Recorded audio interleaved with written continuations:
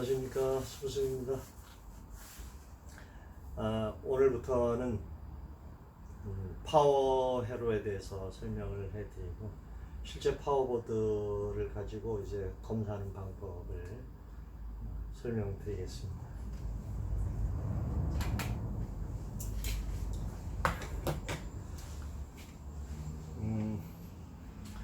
자, 이 회로도는 SMPS, 즉 스위칭 모드 파워 서플라이의 기본 시스템입니다. 스위칭 모드 파워 서플라이라는 개념은 뭐냐면, 부품에서도 말씀드렸다시피 전자 부품이나 전자 회로에서 스위칭 이런 게 들어가면 펄스를 이용하는 부품이다, 또는 펄스를 이용하는 회로다, 이렇게 이해하시면 되겠습니다. 왜냐하면 펄스를 발진해서 출력을 발생시켜 가지고 2차 측에서 출력되는 전압을 펄스 폭을 이용해서 조절하는 거거든요. 일정하게 유지시켜 줘야 된다 하는 그런 명제가 있는 거죠. 디지털 회로에서는 정격 전류, 정격 전압이 꼭 필요합니다. 낮은 전압이든 높은 전압이든. 그래서 PWM 기능을 가지고 출력을 조절한다. 그게 스위칭 모드 파워 서플라이의 중요한 기능이죠. 자, 그러면 이제 이걸 먼저 이제 회로를 설명하자면, AC 두 가닥이 들어오죠. 그렇게 해서 브릿지 정류 회로를 거쳐서 약 311V가 출력이 됩니다. 여기서 색선으로 표시가 되어 있는데 굵은 선이 있고, 그 다음에 가는 선이 있어요. 상대적으로 가는 선. 굵은 선은 고압 라인이고, 가는 선은 저압.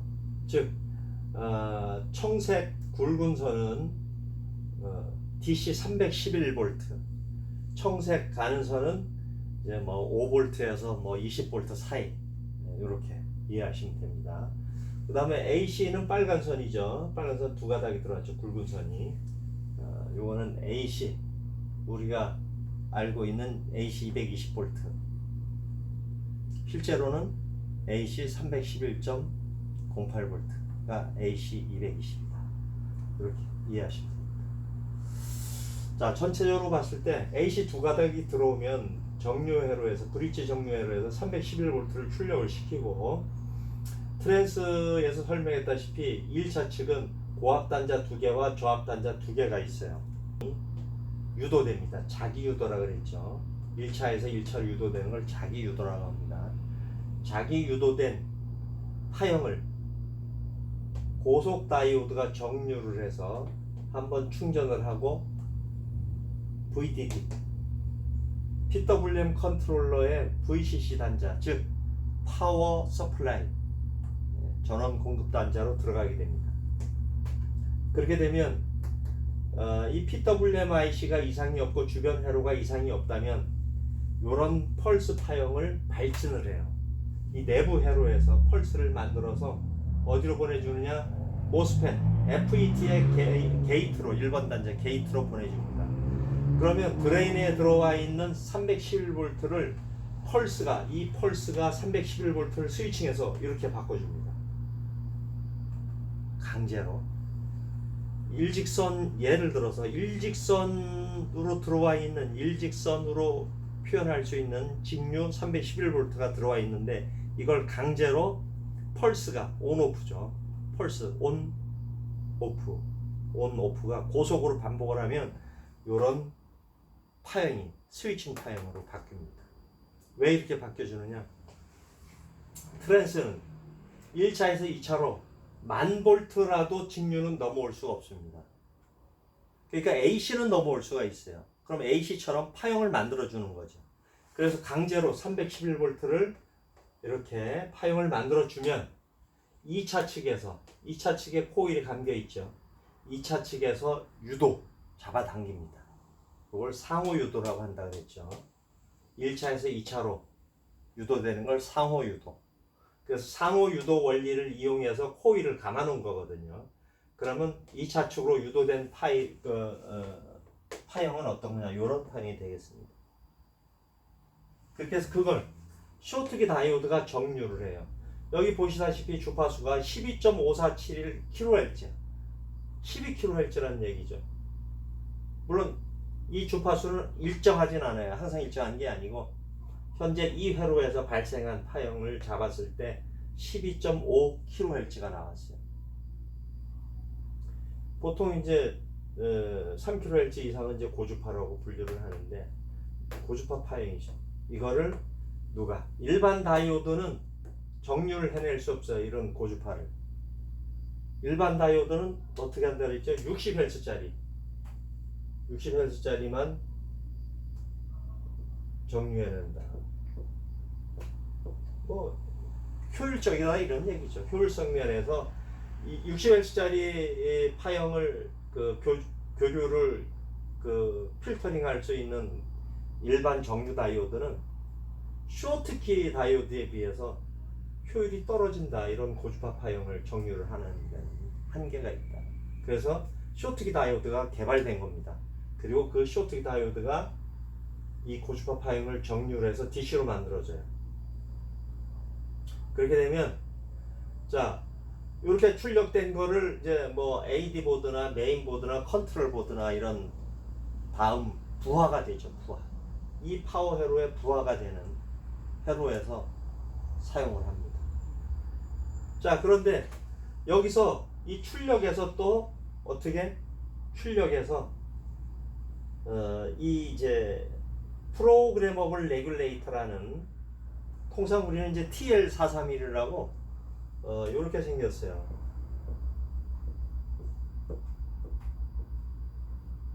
다리 3개 이렇게 있고 프로그래머블 레귤레이터 너무 이 명칭이 길죠 이름이. 그래서 통상 그냥 부르기 쉽게 TL431 하면 서로 이제 대화가 됩니다.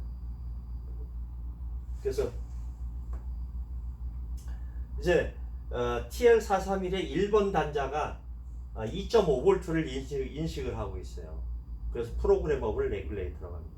그래서 출력과 비교해 가지고 그 오차 값을 포토커플러에다 넣어주고 그럼 포토커플러가 빛으로 쏴서 1차 측으로 넘겨줍니다. 그럼 1차 측으로 넘어온 오차 값에 대한 데이터가 피드백 되죠. PWM 컨트롤러의 피드백 단자로 들어가면 이 PWM 컨트롤러가 펄스 폭, 이 폭을 이용해 가지고 만약에 출력이 설계보다 떨어져 있으면 폭을 넓혀요. 그 다음에 반대로 설계값보다 출력이 올라갔다, 오버됐다 그러면 펄스 폭을 좁혀요. 이렇게 해서 출력을 일정하게 유지시켜주는 역할을 하는 게 바로 스위칭 모드 파워 서플라이다. 자, 파워 수리에 있어서 모든 전자회로의 기본이죠.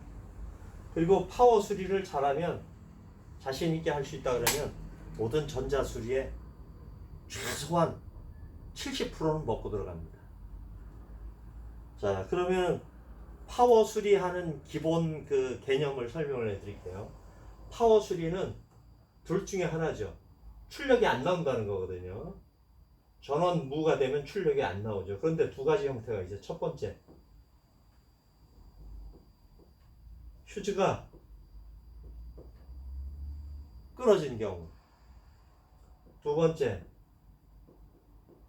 휴즈가 정상인 경우. 이렇게 나눠집니다. 그 외에는 없죠. 그죠? 자, 여기서부터 길이 갈라져요. 어떻게 갈라지느냐? 자, 휴즈가 끊어지면 무조건 부품 검사 들어가야 됩니다. 첫 번째가 휴즈가 끊어졌을 때 첫 번째 FET, 모스펫 1차 측에 있죠. 다 1차 측의 문제입니다. 이거 출력이 안 나오는 건. 두 번째 브릿지 다이오드. 세 번째 평활 캐패시터.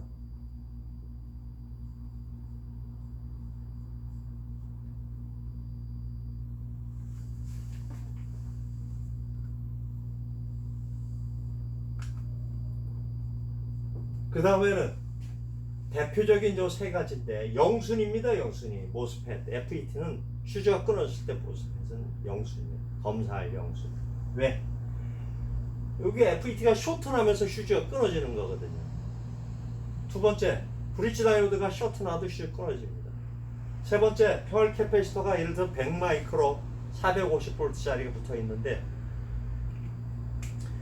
용량이 1 마이크로도 안 되게 빠져 있다. 이러면 99.99% 슈즈 끊어집니다. 그 다음에 네 번째, 이때 펄 캐패시터는 뭐 부풀거나 터지거나 이런 게 거의 없을 때 이런 증상이 발생합니다. 자, 네 번째는 여기서부터는 세라믹 캐패시터가 있는데 어떤 세라믹이냐? FET 앞에 달려 있는 거. FET가 이렇게 달려 있으면 3번에 뭐가 있어요? 0.1옴대, 0.5옴대 저항이 달려 있어요. 그리고 드레인에는 311V가 들어가 있죠.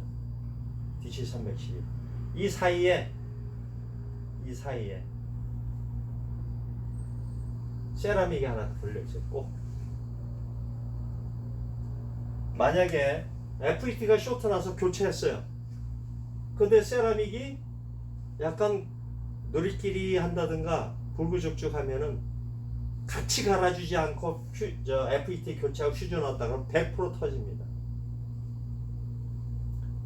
그래서 이때 FET를 교체할 때 세라믹이 여기 달려있는 세라믹이 드레인과 게이트 소스 사이에 걸려있는 세라믹이 표면이 거칠다든가 또는 광택이 탁하다 이러면 무조건 갈아줘야 됩니다. 어떤 경우는 여기 걸려있는 세라믹 캐패시터가 요거만 금이 살짝 가는 경우도 퓨즈가 끊어져요. 왜?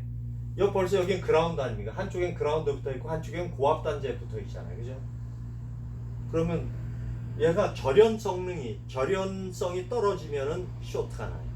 그래서 퓨즈가 끊어집니다.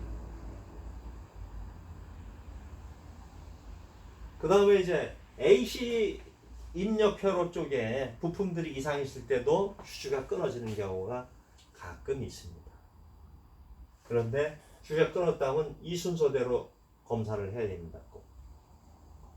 그 다음에 또 하나는 퓨즈가 두 번째